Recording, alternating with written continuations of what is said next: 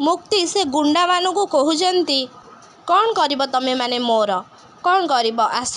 ଆଉ ତୁ ଜୟ ନାରୀମାନଙ୍କୁ ସମ୍ମାନ କରି ଶିଖ। ନହେଲେ ନାରୀମାନେ କାଳୀ ରୂପ ଧାରଣ କରିବାକୁ ତାଙ୍କୁ ବେଶୀ ସମୟ ଜମା ବି ଲାଗିବନି।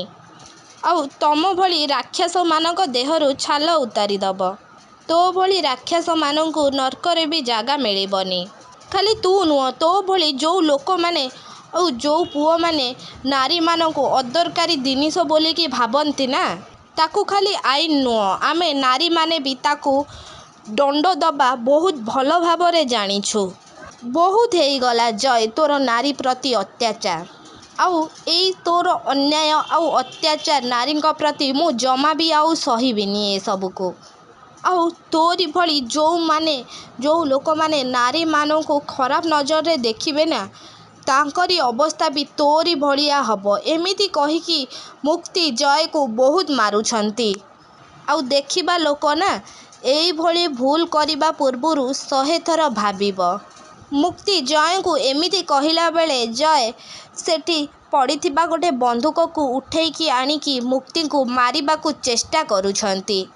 ସେଇ ଟାଇମ୍ରେ ଘରେ ସେପଟେ ଜେଜେମା ଶାଲିନୀ ନତାଶା ଧନଶ୍ରୀକୁ ଯେତେବେଳେ ରୁମ୍ରେ ବନ୍ଦ କରିଦେଇଛନ୍ତି, ସେଇ ଟାଇମ୍ରେ ଧନଶ୍ରୀ ଜେଜେମାଙ୍କୁ କହୁଛନ୍ତି, ପିଇସି ନାନୀ ତମେ ନତାଶାର ବିରୁଦ୍ଧରେ ଯାଇକି କିଛି ବି ଠିକ୍ କରୁନା। ଆଉ ତା ବିରୁଦ୍ଧରେ ବି ଜମାରୁ ଯିବାର ନଥିଲା। ତା ପରିଣାମ କ'ଣ ହେବ ତମେ ବହୁତ ଭଲ ଭାବରେ ଜାଣିଛ ପିଇସି ନାନୀ। ଜଲ୍ଦି କବାଟ ଖୋଲ। ସେଇ ଟାଇମ୍ରେ ଜେଜେମା ଧନଶ୍ରୀ ଆଉ ଶାଲିନୀକୁ କହୁଛନ୍ତି, ଭୁଲ ଠିକ୍ର ହିସାବ ପରେ ହେବ। ତମେମାନେ ସେତିକି ବି ତ କରିପାରୁନା। ଯାହାକୁ ଯାହା କଥା ଠିକ୍ ଲାଗୁଛି ସେ ତାକୁ ସାଥ ଦଉ। ସେଥିରେ ମୋର କିଛି ବି ଅସୁବିଧା ନାହିଁ। କିନ୍ତୁ ମୋ ସୁନ୍ଦରୀର କିଛି ବି ଅସୁବିଧା ନ ହେବା ଦରକାର କି କ୍ଷତି ନ ହେବା ଦରକାର। ଏବେ ତମମାନଙ୍କୁ ଏ ରୁମ୍ରେ ବନ୍ଦ କରିବା ଛଡ଼ା ମୋ ପାଖରେ ଆଉ କିଛି ଅନ୍ୟ ରାସ୍ତା ବି ନାହିଁ। କାହିଁକି ନା ମୋ ରିଧିନାର ଜୀବନ ଏବେ ବିପଦରେ ଅଛି। ତମେମାନେ କେହି ବି ସେ କଥା ବୁଝିପାରୁନା। ତାକୁ ତମେ ସେ ନର ରାକ୍ଷସ ହାତରେ ଟେକି ଦେଇଛ। ଛି, କେତେ ନୀଚ ଚିନ୍ତାଧାରା ତମମାନଙ୍କର। ଆଉ ଧନ ତୁ ଏତେ ତଳକୁ ଖସିଗଲୁ।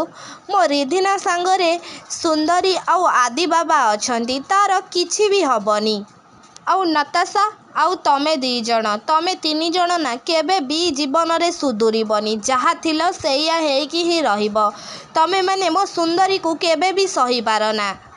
ସେଇ ଟାଇମ୍ରେ ସେପଟେ ଓଲ୍ଡ ହାଉସ୍ରେ ଯେଉଁ ଟାଇମ୍ରେ ଜୟ ମୁକ୍ତିଙ୍କୁ ବନ୍ଧୁକ ଦେଖେଇକି ଧମକଉଛନ୍ତି, ସେଇ ଟାଇମ୍ରେ ଜୟ ମୁକ୍ତିକୁ କହୁଛନ୍ତି, ମୁକ୍ତି ଏବେ ତମେ କୁହ, ମୁଁ ତମ ସହିତ କ'ଣ କରିବି? ତମେ ମୋ ସହିତ ଯାହା ବି ସବୁ କିଛି କରିଛ ନା ମୁକ୍ତି, ତା'ର ପ୍ରତିଶୋଧ ତମ ସାଙ୍ଗ ରିଧି ଉପରେ ମୁଁ ନିଶ୍ଚିତ ଭାବରେ ନେଇକି ହିଁ ରହିବି। ରିଧି ଏବେ ନାହିଁ, ମୋ ହାତରୁ ସେ ଖସିକି ଚାଲିଯାଇଛି। କିନ୍ତୁ ବହୁତ ଶୀଘ୍ର ସେ ମୋ ପାଖକୁ ଆସିବାକୁ ଯାଉଛି। ବାସ୍ ସେ ଥରେ ଖାଲି ମୋ ପାଖକୁ ଆସିଯାଉ। ଆଉ ସେ ଆସିସାରିଲା ପରେ ନା, ବାସ୍ ତମେ ମୋତେ ଯେତିକି କଷ୍ଟ ଦେଇଛ ନା ମୁକ୍ତି, ତା 2 ଡବଲ କଷ୍ଟ ମୁଁ ତାକୁ ଦେବି। ଆଉ ତାକୁ ଯଦି ମୁଁ 2 ଗୁଣା କଷ୍ଟ ନ ଦେଇଛି ନା, ତାହେଲେ ମୁଁ ଅସଲ ମର୍ଦ୍ଦ ନୁହଁ। ସେଇ ଟାଇମ୍ରେ ମୁକ୍ତି ଜୟଙ୍କ ହାତକୁ ଧରି ପକାଉଛନ୍ତି। ଆଉ ଜୟଙ୍କୁ କହୁଛନ୍ତି, ତୋ ଭଳି ମଣିଷ ନା ମଣିଷ ହିଁ ନୁହନ୍ତି। ତମ ଭଳି ମଣିଷମାନଙ୍କର ନା ବଞ୍ଚିବାର କୌଣସି ବି ଅଧିକାର ନାହିଁ। ତମେମାନେ ନା କେବଳ ଅନ୍ୟମାନଙ୍କୁ ହଇରାଣ କରିପାରିବ। କିନ୍ତୁ ଗୋଟେ କଥା ମନେ ରଖିଥା, ତମମାନଙ୍କର ଭୁଲ ଉଦ୍ଦେଶ୍ୟ ଆଉ ଭୁଲ ଲକ୍ଷ୍ୟରେ କେବେ ବି ତମେମାନେ ସଫଳ କି ସକ୍ସେସ୍ ହେଇପାରିବନି। ହଁ ଦର୍ଶକ ବନ୍ଧୁ, ମୋ ସିନ୍ଦୁରର ଅଧିକାର ସିରିଏଲରେ ଆପଣମାନେ ଏମିତି କିଛି ଦେଖିବାକୁ ପାଇବେ।